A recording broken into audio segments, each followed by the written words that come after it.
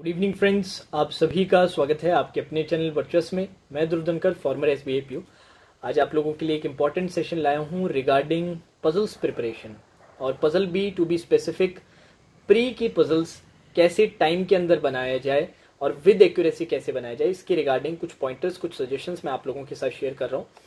तो आप में से काफ़ी ऐसे स्टूडेंट्स हैं जो चैनल से नए जुड़े हैं, ज़्यादा समय नहीं हुआ है प्रिपरेशन स्टार्ट किए हुए, उनको ये प्रॉब्लम रहती है बेसिकली कि सर बन जाती है बट टाइम ज़्यादा लग जाता है। और काफ़ी ऐसे स्टूडेंट्स भी हैं जिनको कुछ समय हो चुका है बट स्टिल जो स्पीड जो रिक्वायर्ड है कि 20 मिनट के अंदर हमें एटलीस्ट 4 से 5 पजल्स बनानी, मिसलिनियस क्वेश्चंस भी करने, वो पॉसिबल नहीं हो पा रहा है। तो उसके लिए क्या चीज़ें की जा सकती है? तो सबसे पहला और सबसे इंपॉर्टेंट पॉइंट रहेगा प्रैक्टिस। अपने रूटीन के अंदर इंक्लूड कीजिए कि डेली आप round about 15 sets of puzzles solve करें ही करें। वो डिफरेंट वेरिएशंस की पजल्स हो सकती है, पीयू लेवल की भी, क्लर्क लेवल की भी, पर ये आप अपने रूटीन के अंदर बनाएं। अब मैं इसको थोड़ा सा बाइफरकेट कर देता हूँ डिफरेंट स्टूडेंट्स के लिए।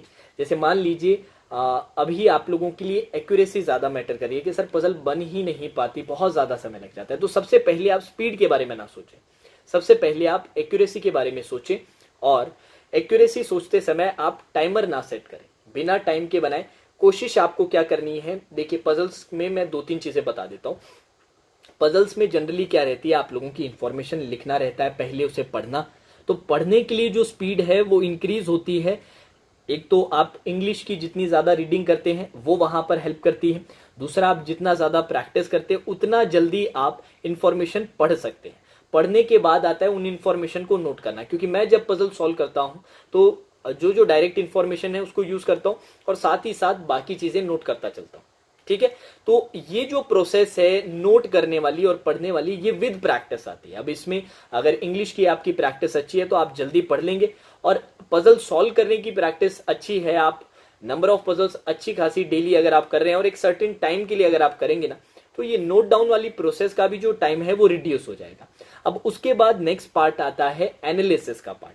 तो एनालिसिस का पार्ट कैसे किया जाए, किन किन चीजों पे ध्यान दिया जाए, उसके लिए मैं सजेस्ट करूंगा कि आप मेरे लाइव सेशंस देखा करें। लाइव सेशन में ये देखें कि मैं किन किन चीजों को उठा रहा हूं, किन किन पॉइंट से मैं स्टार्ट कर रहा हूं, क्योंकि स्टार्टिंग पॉइंट बहुत इंपॉर्टेंट हो जाता है। स्टार्टिंग पॉइंट अगर आपका सही होना तो वही पजल आपकी थोड़े से कम समय में बनेगी, और स्टार्टिंग पॉइंट गलत हो जाता है तो वो पजल थोड़ी सी खिंच सकती है, ओवर टाइम जा सकता है। तो ये हमारे लिए बहुत इंपॉर्टेंट रहते हैं, और इसके लिए जो रेमेडी रहेगी या फिर जो सोल्यूशन रहेगा वो मैं कहूंगा कि आप मेरी लाइव क्लासेस तो अटेंड कर रहे हैं वो कीजिए, रेगुलरली अटेंड कीजिए और देखिए कि मैं क्या तरीका अपनाता हूं। और दूसरा, जो मेरी पुरानी रिक्रूटमेंट की प्लेलिस्ट है ना, वहां से भी क्लासेस लगाना स्टार्ट कीजिए। वहां से थोड़ा सा स्पीड जल्दी बढ़ा के, अगर टाइम आपको ज्यादा लग रहा है कि लंबी क्लास जा रही है, सर 1-1 घंटे की जनरली क्लासेस रहती है, तो स्पीड थोड़ा सा बढ़ा के आप देखिए कि मैं किस तरह से सॉल्व करता हूं, और वो अपनी प्रैक्टिस में इंप्लीमेंट करना स्टार्ट कीजिए। अब एक चीज मैं ये बता देता हूं, ये इंप्रूवमेंट की जो प्रोसेस है स्पीड बढ़ाने की, एक्यूरेसी अचीव करने की, ये कुछ हफ्तों की और कुछ दिनों की प्रोसेस नहीं है, ये कुछ महीनों की प्रोसेस है। तो आपको पेशेंस रखना बहुत ज्यादा इंपॉर्टेंट है। ये नहीं सोचना 2-3 हफ्ते में ही कि यार 2-3 हफ्ते हो गए सर की बातें फॉलो करते हुए, अच्छे से प्रैक्टिस भी कर रहे हैं, सारी चीजें लाइव क्लासेस भी देख रहे हैं, पुरानी प्लेलिस्ट से भी लगा रहे हैं, बट स्टिल स्पीड में इंप्रूवमेंट नहीं आ रहा। तो इतनी जल्दी इंप्रूवमेंट नहीं आता है, एक सर्टेन टाइम आपको देना पड़ता है। तो उसके लिए पेशेंस रखिएगा, विश्वास करके, प्रोसेस को ट्रस्ट करते हुए इन चीजों पे कंसिस्टेंट रहना बहुत ज्यादा इंपॉर्टेंट है। ठीक है, तो प्री की पजल्स की स्पीड / एक्यूरेसी के लिए ये मेरे कुछ इंपॉर्टेंट सजेशंस रहेंगे।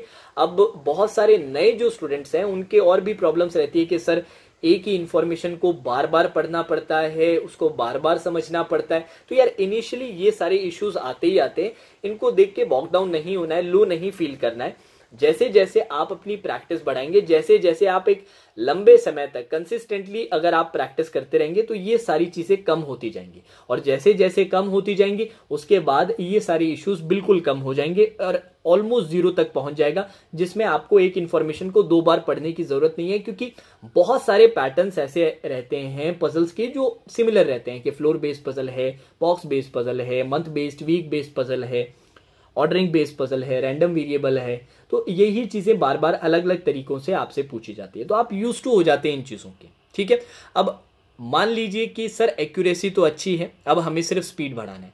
तो स्पीड के लिए जो ऑलरेडी बेसिक्स क्लियर कर चुके हैं, सर पजल हम सारी सॉल्व कर लेते हैं, बट टाइम थोड़ा सा ज़्यादा लग जाता है, जिसके कारण जो हम टारगेट कर रहे हैं ना स्कोर रीजनिंग में, वो अचीव नहीं कर पा रहे हैं। तो उसके लिए मैं सजेस्ट करूंगा कि जब भी आप प्रैक्टिस करें विद टाइमर करें, ठीक है, विद टाइमर करें। जैसे कि आप मेरी पुरानी प्लेलिस्ट से भी प्रैक्टिस कर रहे हैं, तो टाइमर सेट कर दीजिए, यार ये टाइम मैंने सेट कर दिया, इस टाइम के अंदर मुझे ये सारे करने हैं।